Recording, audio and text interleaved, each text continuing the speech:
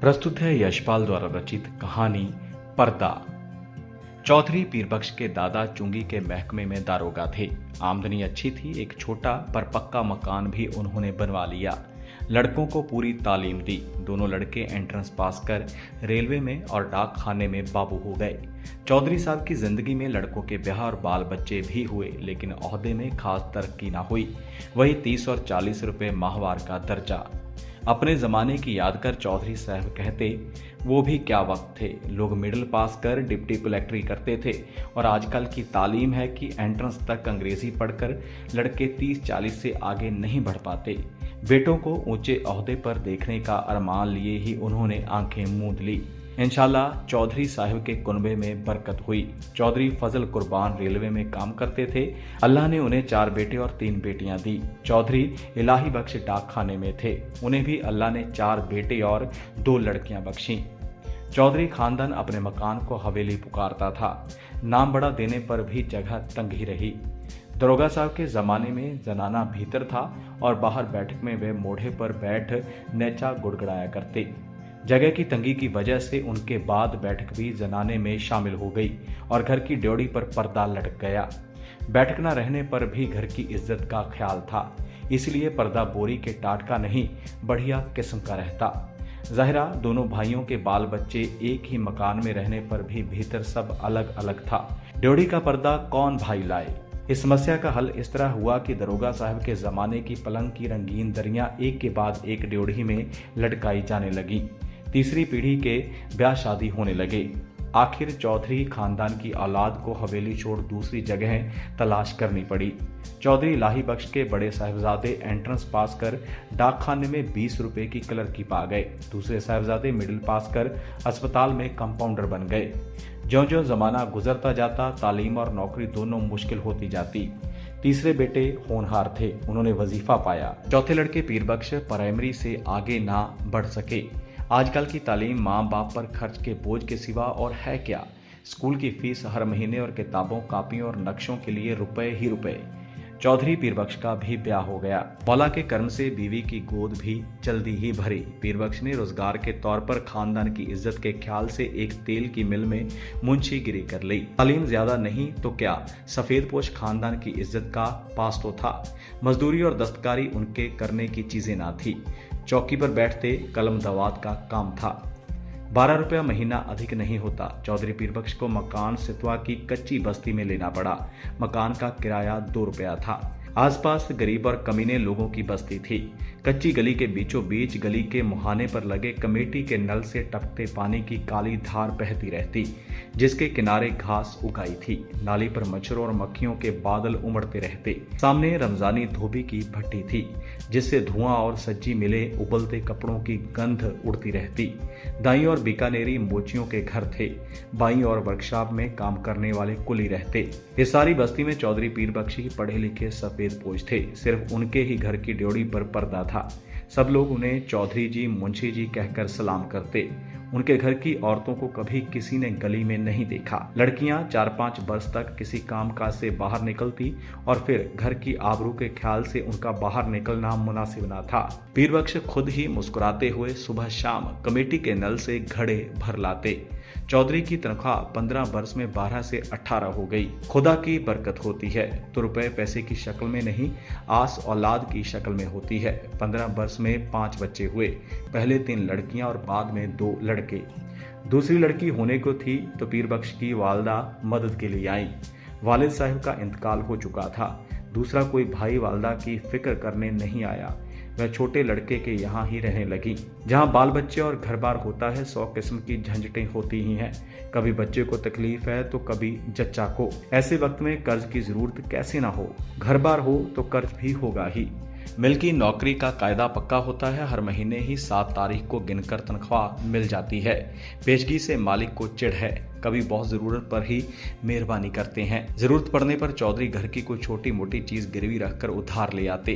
गिरवी रखने से रुपए के 12 आने ही मिलते, ब्याज मिलाकर 16 आने हो जाते और फिर चीज के घर लौट आने की संभावना ना रहती। मोहल्ले में चौधरी पीरबख्श की इज्जत थी। इज्जत का आधार था घर के दरवाजे पर लटका पर्दा। भीतर जो हो पर्दा सलामत रहता। कभी बच्चों की खींच-खांच या बेदर्द हवा के झोंकों से उसमें छेद हो जाते तो पर्दे की आड़ से हाथ सुई धागा ले उसकी मरम्मत कर देते। दिनों का खेल, मकान की ड्योढ़ी के किवाड़ गलते गलते बिल्कुल गल गए और कई दफे कसे जाने से पेच टूट गए और सुराख ढीले पड़ गए।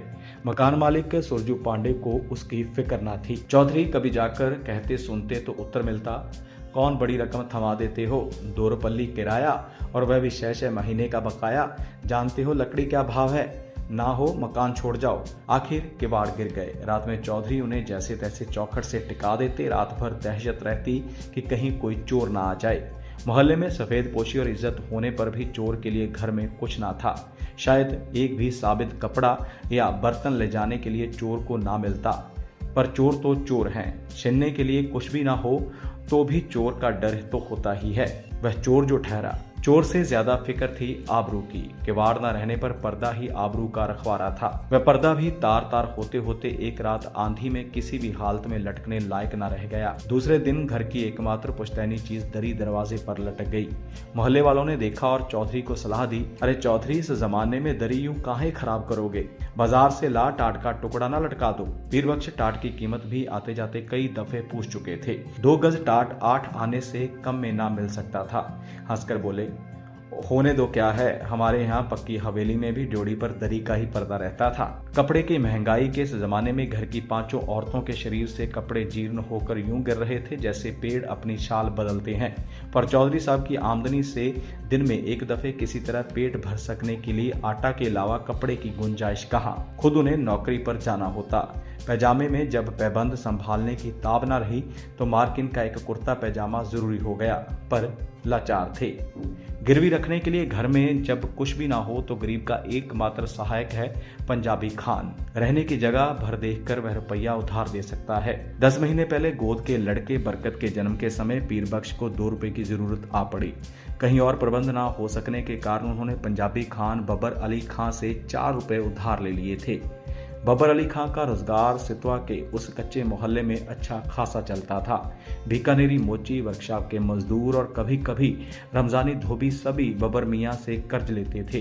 कई दफे चौधरी पीरबख्श ने बबर अली को कर्ज और सूद की किस्त ना मिलने पर अपने हाथ के डंडे से ऋणी का दरवाजा पीटते हुए देखा था।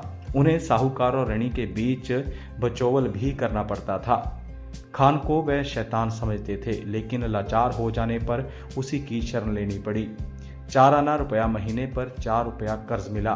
शरीफ खानदानी मुसलमान भाई का ख्याल कर बबर अली ने 1 रुपया माहवार की किस्त मान ली। 8 महीने में कर्ज अदा होना तय हुआ। खान की किस्त न दे सकने की हालत में अपने घर के दरवाजे पर फजीहत हो जाने की बात का ख्याल कर चौधरी के रोए खड़े हो जाते। 7 महीने फाका करके भी वह किसी तरह से किस्त देने चले गए, लेकिन जब सावन में बरसात पिछड़ गई और बाजरा भी रुपए का 3 सेर मिलने लगा, किस्त देना संभव ना रहा। खान 7 तारीख की शाम को ही आया। चौधरी पीरबख्श ने खान की दाढ़ी छू और अल्लाह की कसम खाकर महीने की मुआफी चाही। अगले महीने 1 का सवा देने का वायदा किया तो खान टल गया। भादों में हालात और भी परेशानी के हो गए। बच्चों की मां की तबीयत रोज रोज गिरती जा रही थी। खाया पिया उसके पेट में न रहता। पत्थे के लिए उसको गेहूं की रोटी देना जरूरी हो गया। गेहूं मुश्किल से रुपए का सिर्फ 2.5 सेर मिलता। बीमार का जी ठहरा, कभी प्याज के टुकड़े या धनिया के खुशबू के लिए भी मचल जाता। कभी पैसे की सौंफ, अजवाइन, काले नमक की ही जरूरत हो तो पैसे की कोई चीज मिलती ही नहीं। बाजार में तांबे का नाम ही नहीं रह गया। नाहक एकन्नी निकल जाती है। चौधरी को 2 रुपए महंगाई भत्ते के मिले, पर पेशगी लेते लेते तनख्वाह के दिन केवल 4 ही रुपए हिसाब में निकले। बच्चे पिछले हफ्ते लगभग फाके से थे। चौधरी कभी गली से 2 रुपए की चौराई खरीद लाते, कभी बाजरा उबालकर सब लोग कटोरा कटोरा भर पी लेते।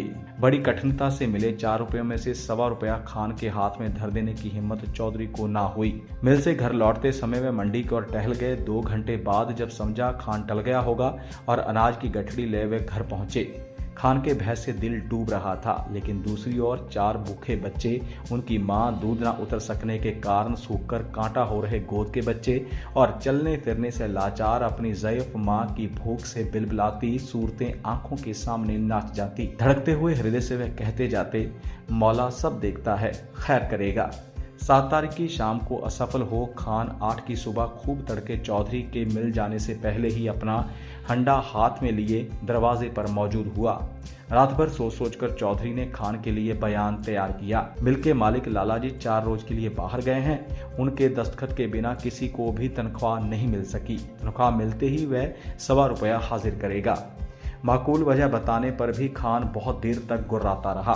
हम वेतन छोड़ के परदेश में पड़ा है, ऐसे रुपया छोड़ देने के वास्ते हम यहाँ नहीं आया है। हमारा भी बाल बच्चा है, 4 रोज में रुपया नहीं देगा तो हम तुम्हारा कर देगा। 5वें दिन रुपया कहाँ से आ जाता? तनख्वाह मिले अभी हफ्ता भी नहीं हुआ। मालिक ने पेशगी देने से साफ इनकार कर दिया। 6ठे दिन किस्मत से इतवार था। मिल में छुट्टी रहने पर भी चौधरी खान के डर से सुबह ही बाहर निकल गए।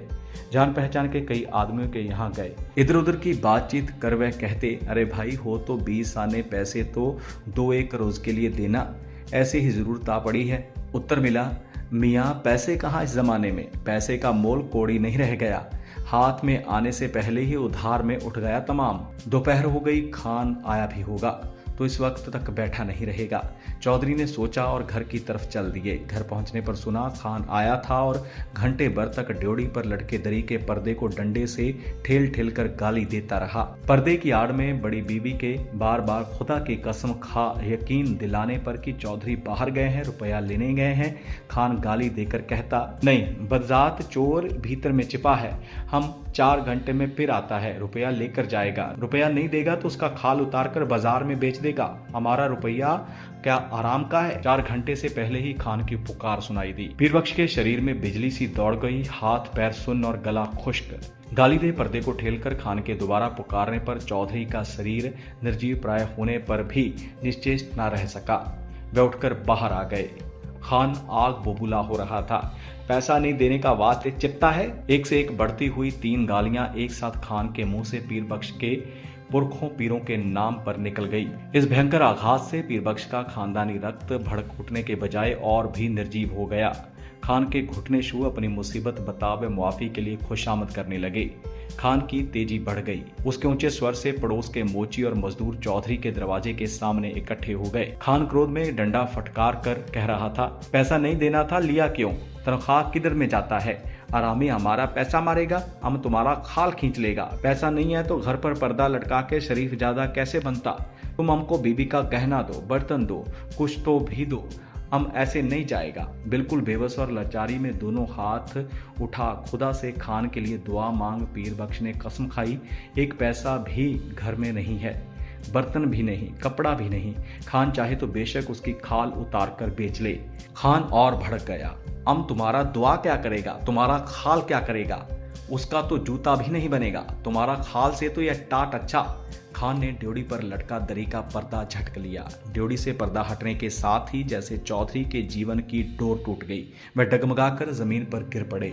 इस दृश्य को देख सकने की ताब चौधरी में ना थी, परंतु द्वार पर खड़ी भीड़ ने देखा। घर की लड़कियां और औरतें पर्दे के दूसरी ओर घटती घटना के आतंक से आंगन के बीचों बीच इकट्ठी होकर कांप रही थी। सहसा पर्दा हट जाने से औरतें ऐसे सिकुड़ गई जैसे उनके शरीर का वस्त्र खींच लिया गया हो। यह पर्दा ही तो घर भर की औरतों के शरीर का वस्त्र था। उनके शरीर पर बचे चीथड़े उनके 1/3 अंग ढकने में भी असमर्थ थे। जाहिल भीड़ ने घृणा और शर्म से आंखें फेर ली। उस नगनता की झलक से खान की कठोरता भी पिघल गई। गलानी से थूक पर्दे को आंगन में वापस फेंक क्रुद्ध निराश में उसने लाहौल बिला कहा। गलानी से थूक पर्दे को आंगन में वापस फेंक क्रुद्ध निराशा में उसने लाहौल बिला कहा और असफल लौट गया। भय से चीखकर ओट में हो जाने के लिए भागती हुई औरतों पर दया कर भीड़ छंट गई। चौधरी बेसुध पड़े थे।